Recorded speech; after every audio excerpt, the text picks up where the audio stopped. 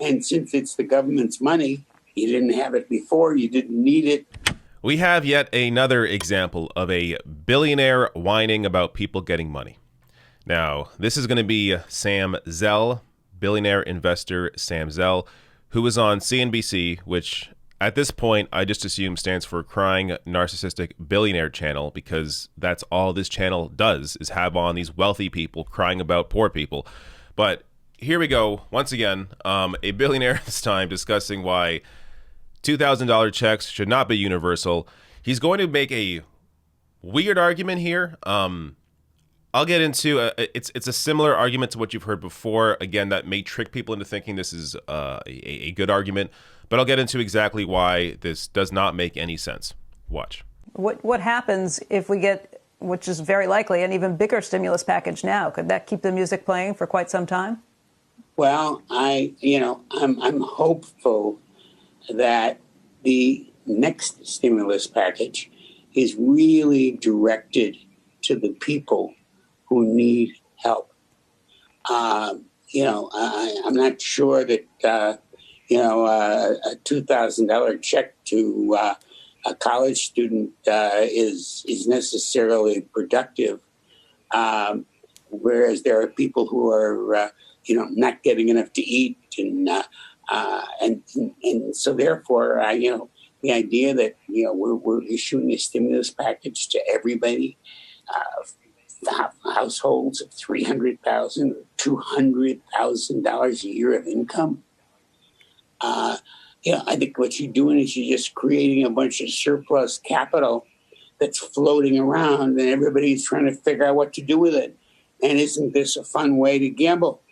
And since it's the government's money, you didn't have it before, you didn't need it. Why not roll the dice and see what happens? These people are incredible.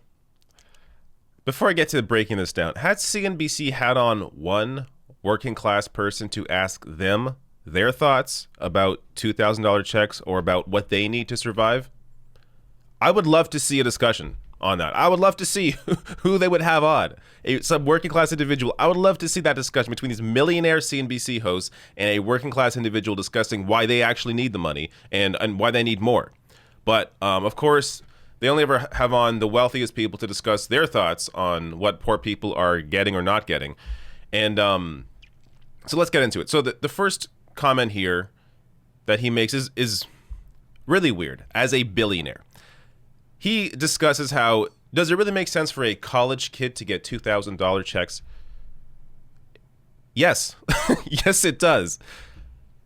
The argument he should have started with is, does it really make sense for a billionaire to get $2,000 checks? And I'll discuss why it does, but there's a but to that. But yeah, so the idea is that college kids don't need money. It really, again, shows you the perspective that they have. In their world, a college kid is some rich kid going to Harvard, from a billionaire family, and he's super wealthy. He doesn't need $2,000, but that's not most college kids. Most college kids are struggling. They do need the help. Other point here. So the question always comes up, what's the horror in means testing? Because if you're looking at his argument that he ends with, he discusses how people making over $200,000, $300,000, which in his world is pennies. But again, why doesn't he mention billionaire or millionaires? No, $200,000, $300,000, they don't need the money. Well, here's the issue. By means testing the program, how do they means test it? They look at how much you made in the last tax year. Well, that was before the pandemic. So if you're basing survival checks off of income made in 2019, 2018, it doesn't give you an accurate picture of where that person actually is. So that's the one major issue with means testing survival checks. Another major issue is you can just tax the money off at the end of the year. This is why I say yes. Make it universal.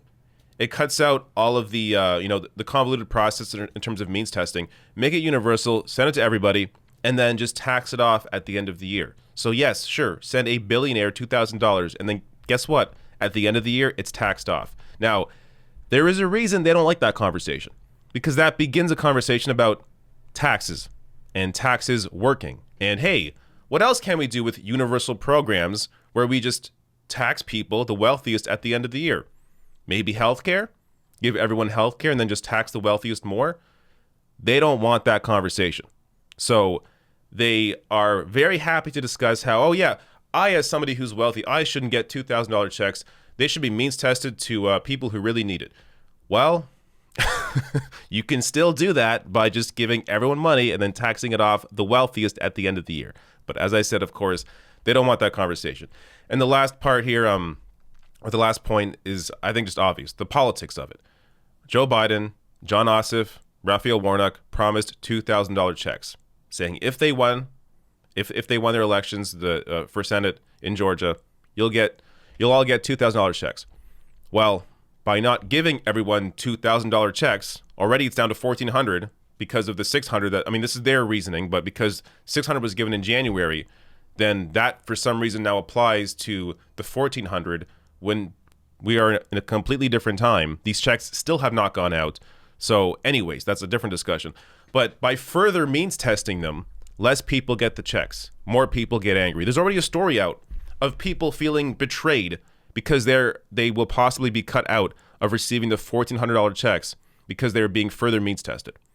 So it just, the politics of it makes absolutely no sense. To further means test what Donald Trump already had in place, essentially you're giving people that, or you're not giving people money that got money from Donald Trump. So they got money from Trump, $600, and now if they fall into this the new way it's being means tested, then they will not get money from Biden.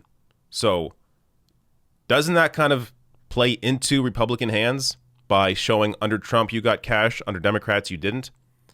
But again, these are points and arguments that are just simply not made to the wealthy people on CNBC. I would love to see, again, somebody working class on this network have a conversation with these people.